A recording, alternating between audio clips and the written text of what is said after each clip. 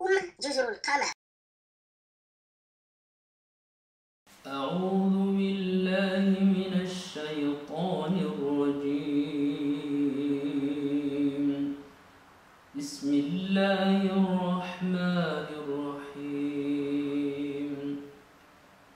ولقد خلقنا الإنسان ونعلم ما توسوس به نفسه ونحن أقرب إليه من حبل الوريد إذ يتلقى المتلقيان عن اليمين وعن الشمال قعيد ما يلفظ من قول إلا لديه رقيب عتيد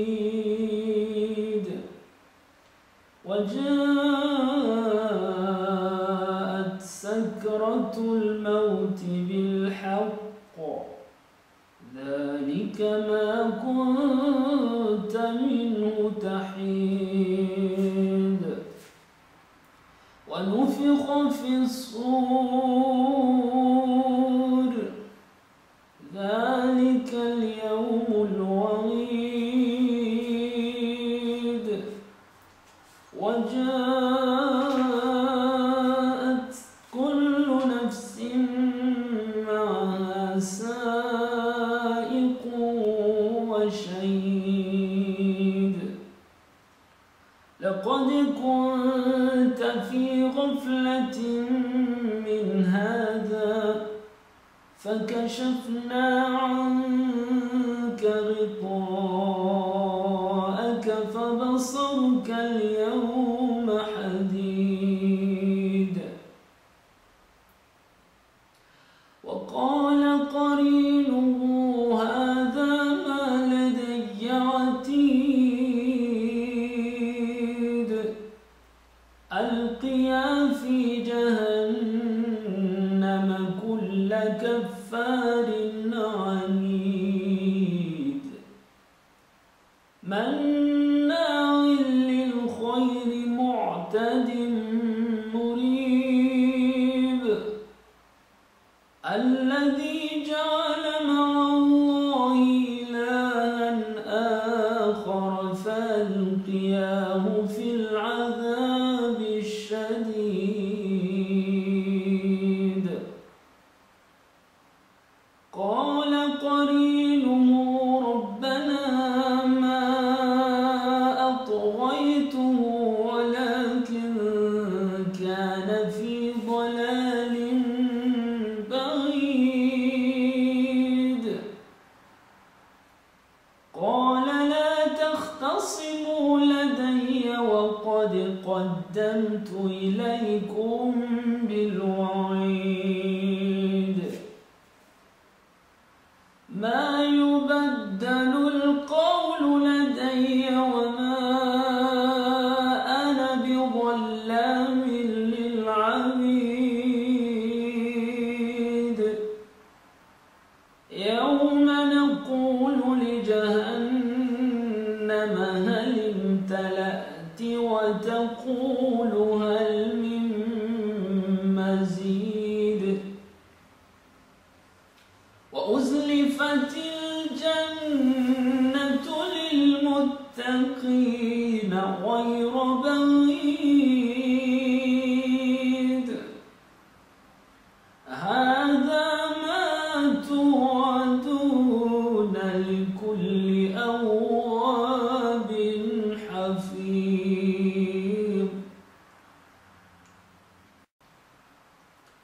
من خشي الرحمن بالغيب وجاء بقلب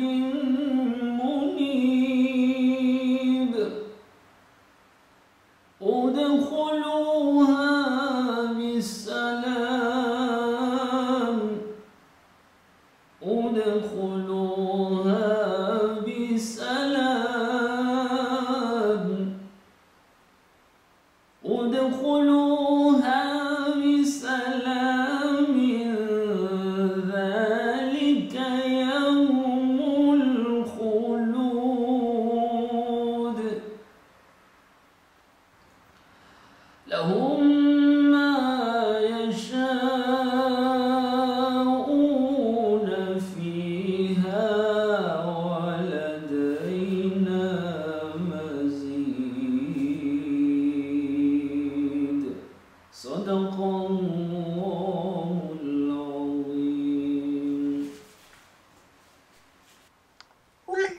Bismillahi wa salatu wa salam ala rasulillahi sallallahu alayhi wa sallam.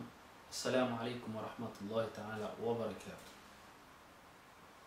Donc, nous allons expliquer un petit peu la zakat al-fitr, cette zakat particulière au mois de Ramadan.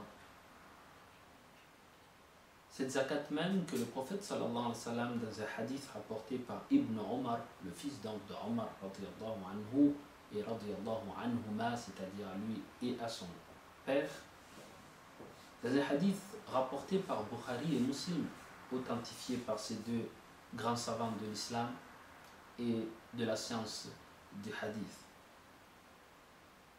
Le prophète sallallahu alayhi wa sallam insistait que la valeur de la zakat al-fitr, c'était un sa'a de date ou d'orge, de blé ou de nourriture autre que cela.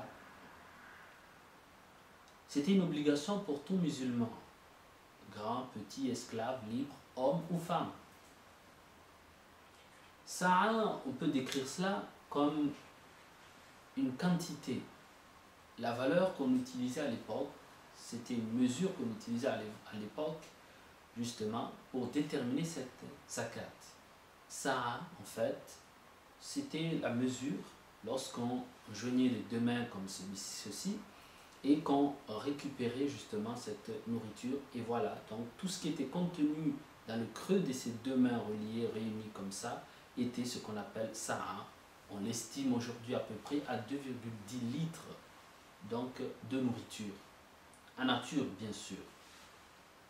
Donc, sa'a, un sa'a, donc cette mesure-là de nourriture, de blé, d'orge, de dattes, de riz, selon le pays. En fait, c'est l'aliment utilisé dans le pays justement où nous vivons. Et donc, cette mesure était la mesure utilisée pour donner en zakat aux pauvres, aux nécessiteux, à tous ceux qui méritent cette zakat pour le jour de l'Aïd. Le but de cette zakat, elle purifie l'âme donc, elle purifie l'âme de ce qui l'aurait souillé. Parmi nous, on aurait souillé cette âme en commettant des péchés, des bavardages par exemple, des choses inutiles, interdites, que malgré nous, nous les aurions commises, et donc Allah subhanahu wa ta'ala, pardon, nous pardonnerait par rapport à cette zakat purificatrice, parce que zakat ça veut dire purification aussi. Donc cette zakat purifierait, Inch'Allah, toutes les petites erreurs durant ce mois de Ramadan qu'on aurait commises, et Allah subhanahu wa ta'ala nous pardonnerait, effacerait, pour justement pouvoir valider complètement notre jeûne de ce mois béni de Ramadan. Deuxième but, elle procure bien sûr aussi à celui qui recevra cette zakat une nourriture pour l'Aïd. Et l'Aïd est un jour de fête, un jour de joie, un jour de partage, d'amour et de fraternité. Donc c'est pour cela que ce jour-là, il est recommandé de donner cette zakat.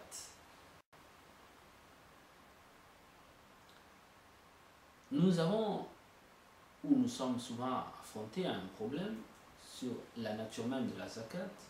Pourquoi aujourd'hui on entend parler d'argent plus que de nourriture? Tout simplement parce que, sachant que c'est une obligation de la donner en nourriture, tel que le prophète sallallahu alayhi wa sallam nous l'a enseigné et l'a lui-même transmis et donné à ses nécessiteux à son époque.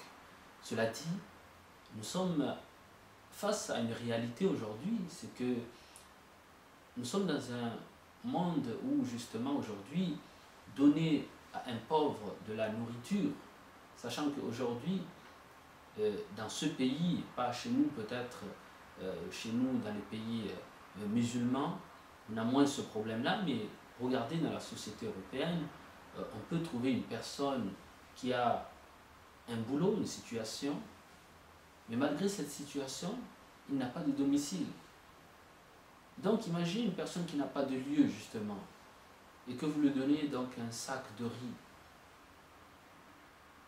Il va se retrouver un petit peu gêné, alors qu'au départ ce n'était pas une gêne qu'on voulait lui ajouter, mais c'était quelque part le rassurer, le réconforter et surtout l'apaiser parmi les choses, Inch'Allah, les souffrances qu'il a, et qu'Allah lui faciliterait et lui enlèverait peut-être, grâce à ce geste, une épine parmi tant d'épines qui le gêneraient, et surtout le jour de l'Aïd, surtout durant ce mois de Ramadan, tel que la faim, tel que la soif, tel que la tristesse et l'isolement, tel que le chagrin et tout ce qu'on peut imaginer lorsqu'on est affronté aux problèmes de cette société et on se retrouve souvent seul et loin de tout le monde. Donc c'est pour ça que cette zakat, elle a beaucoup plus que... C'est beaucoup plus qu'un petit geste que nous faisons auprès d'une personne, mais c'est un geste qui sort du cœur avant tout, c'est un geste fraternel, c'est un geste d'amour et de compassion avec notre frère ou notre sœur en islam. Donc, on peut donner aujourd'hui cette zakat en argent, selon les dires des savants qui nous ont permis donc cela. Pourquoi? Parce qu'en fait, tout simplement, nous sommes en France, dans une situation où il est plus pratique de donner de l'argent que de donner en nature cette zakat. Donc, c'est une exception à la règle en France et dans le pays européen et dans d'autres pays qui pourraient avoir le même problème de le donner. Par contre, si nous sommes dans nos pays où les gens ont l'habitude de le recevoir en nature, il est recommandé, fortement recommandé, de respecter les dires et les paroles et les actes du prophète sallam qui nous a enseigné, et donc de donner, Inch'Allah, en nature comme il l'a enseigné. Quand est-ce qu'il faut la donner aussi? Il faut savoir que cette zakat, on peut la donner, selon des savants, même vers le milieu du mois de Ramadan, à partir du milieu du mois de Ramadan, mais pour la grande majorité, il recommande de la donner à partir des 3 dernières journées, 3 derniers jours du mois sacré de Ramadan, pour justement que lui qui va recevoir cet argent, celui qui va recevoir ce don et cette zakat, puisse justement anticiper et se préparer, voir comment il allait s'en occuper et en bénéficier, surtout l'utiliser le mieux possible. Donc, sa date, elle commence, donc, on a dit, vers la moitié du mois de Ramadan, selon certains savants. Pour la majeure partie, à partir des 2-3 derniers jours du mois de Ramadan. Et attention, parce qu'elle a une limite. Et la limite, c'est après la prière. Si l'imam, avant la prière, vous n'avez pas donné la zakat, et que l'imam, donc, après la prière, vous avez donc donné cette zakat ne sera pas validée comme zakat, elle sera validée uniquement comme sadaqa. Et donc, votre jeûne restera suspendu et ne sera donc pas validé. Alors, pour revenir et expliquer, cela veut dire tout simplement que la zakat est une nécessité pour la validation de votre ramadan, votre jeûne. Pour que votre jeûne soit accepté et agréé, il faut que cette zakat, soit donnée dans les temps. Donc, 2 jours avant la fin du mois de Ramadan et avant que le jour de l'Aïd, l'imam ait fini son discours et donc qu'il s'apprête à faire ses 2 rak'at. Parce que dans la prière de l'Aïd, il faut savoir qu'à la différence du jour de l'Aïd et du jour du Jumu'ah, c'est inversé. Le jour de l'Aïd, à la différence, comme je dis, du jour du Jumu'ah, l'imam commence par la prière et finit par les 2 discours. Alors que le jour de l'Aïd, du Jumu'ah, l'imam commence donc par les 2 prêches et finit par la prière. C'est pour cela que justement, une fois que l'imam a fini de prier, donc il va commencer son prêche, et s'il a fini la prière, à partir de ce moment-là, une fois qu'il est monté sur le mimbar, sur la chaire, pour faire sa khutbah, son discours, là, la zakat n'est plus acceptée.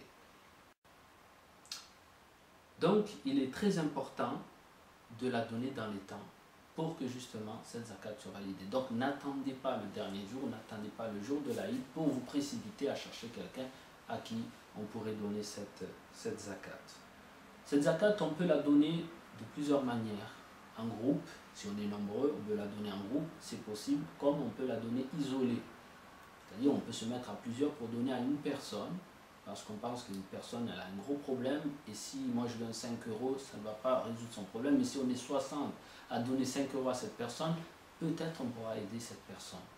Donc c'est faisable aussi, comme il est faisable que chacun donne un petit peu à droite et à celui que lui pense être nécessiteuse de cette zakat.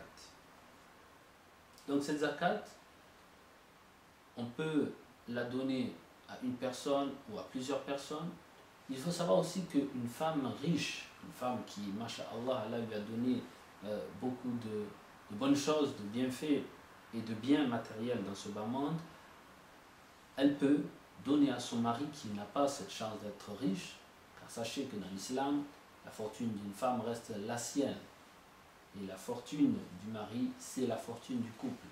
Donc une femme qui a un bien, ou qui a, Allah l'a gratifié de beaucoup de biens matériels, peut faire profiter à son propre mari de cette propre zakat, de cette zakat même, et donner à son mari la zakat au lieu de donner à un étranger.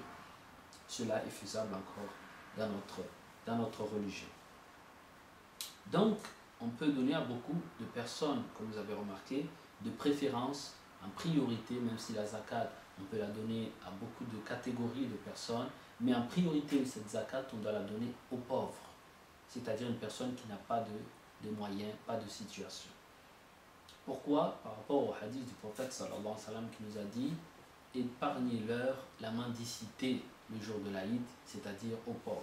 Épargnez les pauvres de la mendicité ce jour-là. » C'est pour cela que le jour de l'Aïd, on essaye de procurer, d'être du moins la cause, Inch'Allah, qu'Allah procure à ces personnes-là la joie, la gaieté, comme nous tous, puisque c'est un jour de l'Aïd, et l'Aïd veut dire en arabe la fête, et un jour de fête, on doit tous être heureux, Inch'Allah. Donc voilà pour la zakat. La zakat, on peut se poser pas mal d'autres questions, notamment est-ce qu'on peut l'envoyer à l'extérieur de la France, vu qu'on vit en France. Il n'est pas recommandé, les savants ont dit que cette zakat doit rester dans le lieu où nous vivons, car en France, si on a la certitude dans notre pays, dans notre ville, qu'il n'y a pas de pauvres, là on peut la sortir et la donner à l'étranger. Même si on connaît une personne à l'extérieur de la France qui aurait besoin de cet argent, mais il est interdit de la sortir, sachant même qu'il y a des gens à l'intérieur qui en auraient besoin. Donc la priorité, c'est de la sortir en France, vu que nous vivons en France. Et après, si nous trouvons personne qui pourrait en avoir besoin, si c'est le cas, et bien là, dans ces cas-là, on pourra donc la sortir. La preuve, c'est le hadith du prophète sallallahu alayhi wa sallam lorsqu'il a envoyé Mu'adh ibn Jabal, un compagnon du prophète sallallahu alayhi wa sallam, au Yémen, pour justement prêcher l'islam. Il lui a bien déterminé certaines choses, et parmi ces choses-là, il a dit, tu prendras de la zakat des riches, de leurs riches, pour donner à leurs pauvres. C'est-à-dire, c'est leurs riches qui donnent la zakat à leurs pauvres et pas à d'autres pauvres. C'est comme ça. C'est comme ça qu'on unit des gens, c'est comme ça qu'on rapproche les gens, c'est comme ça qu'Allah veut que nous soyons solidaires, ensemble, unis. Et c'est comme ça qu'on avancera vers le droit chemin, Inch'Allah. Voilà pour ce qui en est de la zakat. Elle est fixée en général, si c'est en argent, à 5 euros à peu près. Donc vous allez entendre à la radio, dans les informations à droite à gauche, la somme exacte, elle sera déterminée, mais comme tous les ans, c'est à peu près 5 euros. Il faut savoir aussi qu'il n'est pas obligatoire de dire à la personne que c'est ma zakat que je te donne. Ce n'est pas une obligation. Allah, il regarde surtout l'intention de la personne. On l'a dit dans un cours que les actes ne valent que par leurs intentions. Et chacun a mis son intention lorsqu'il a sorti cet argent. Et cet argent, on la donne à cette personne, mais pas pour cette personne uniquement. On fait cette zakat pour plaire à Dieu avant tout. Et Allah il sait pourquoi nous l'avons sorti. Donc ce n'est pas une nécessité de dire à cette personne que c'est notre zakat al-fitr. Cela dit, si la personne vous voit avec cet argent et vous le donnez, elle peut se poser la question, est-ce que tu me les prêtes, est-ce que tu me les donnes? Là, dans ces cas-là, pour la rassurer, vous lui dites, oui, c'est ma zakat ou la zakat qu'on m'a donné pour te donner. La zakat aussi, il faut éviter de la donner à des associations, à des mosquées. Pourquoi? Sauf quand on est dans un cas particulier, c'est-à-dire on ne trouve personne et que on se dit ces associations-là pourront atteindre les personnes concernées plus rapidement et ils sont sur le terrain, donc je leur fais confiance, je connais cette association, je sais qu'ils sont amènes à faire cela, tout en sachant qu'il faudrait que ces associations transmettent à ceux qui sont en France en priorité. Si ce sont des associations qui amènent cet argent à l'étranger, là il y a divergence d'opinion chez les savants qui disent que non, on doit d'abord aider ceux qui sont en France avant d'envoyer cette zakat à l'étranger. Cela ne veut pas dire qu'on ne peut pas aider ceux qui sont à l'étranger, mais ça c'est une autre chose. On peut donner des zakats autres que cette zakat-là, la zakat annuelle par exemple, ou une sadaqa. Une sadaqa qu'on a envie de faire un don à nos frères qui sont en Palestine, à nos frères qui sont en Irak, à nos frères qui sont au Comores, à nos frères qui sont en Algérie. Il y a tellement de personnes dans le monde qui sont, de nos frères qui sont dans la nécessité, qu'on peut bien sûr, et qu'il faut bien sûr soutenir et aider. Cela dit, cette zakat elle est particulière parce que cette zakat, on doit sensibiliser tout le monde. Imaginez, je vous donne l'exemple, imaginez si tout le monde envoie ses dons à l'étranger. Il n'y a personne à l'étranger qui va penser à nos frères qui sont en France. Sachez-le.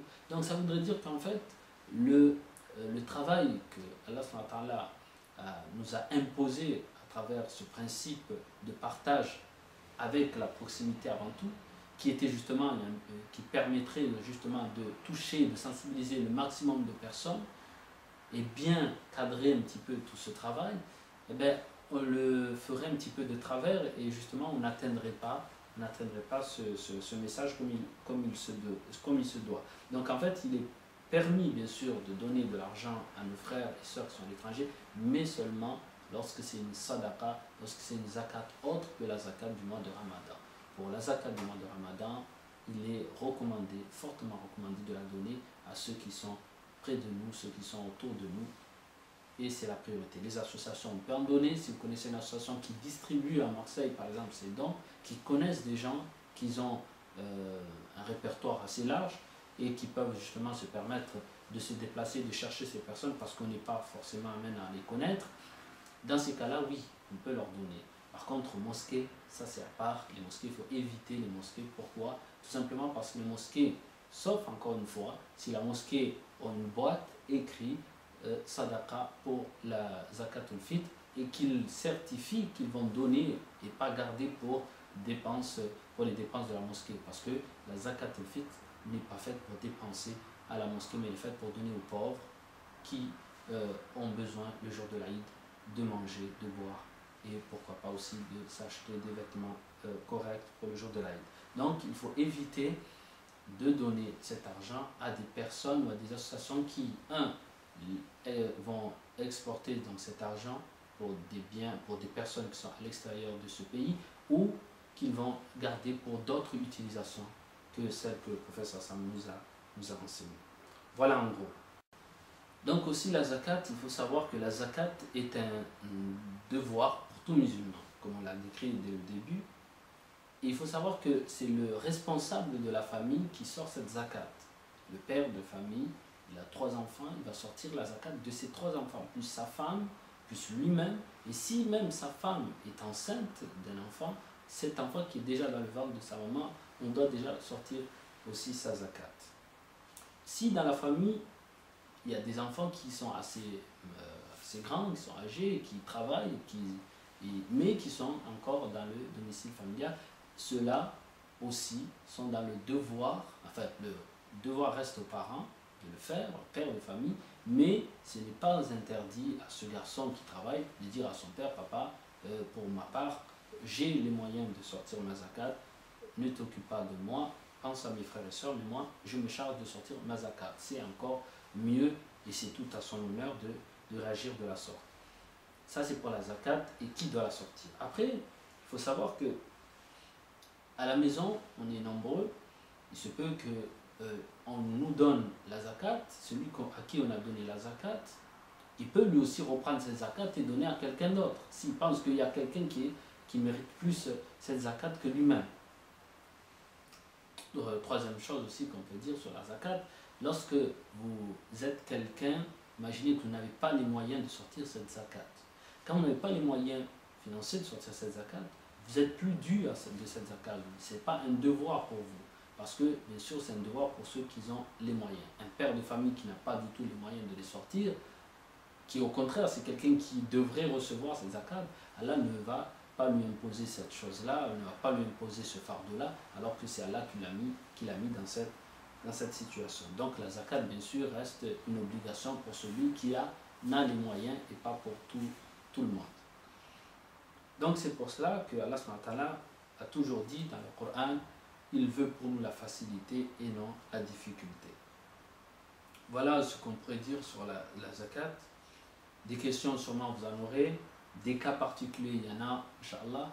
Mais Inch'Allah, il y a un document Inch'Allah qui sera mis en disposition, que vous pourrez télécharger Inch'Allah, sur la zakat al-fitr, qui expliquera tout ce qu'on a dit sur la zakat al-fitr en détail Inch'Allah, qui donnera aussi, qui répondra à certaines des questions qu'on se pose au quotidien sur la zakat al-fitr, pour que ça soit clair pour nous dans nos esprits et dans notre compréhension Inch'Allah. Et aussi sur l'Aïd, que ce sera un sujet à part aussi que nous allons aussi entendre, Inch'Allah. Et enfin aussi les 10 dernières nuits, 10 derniers jours du mois de Ramadan. Barakallahu fikum. Jazakumullahu khair jaza. Wallahu wa rasuluhu a'lam.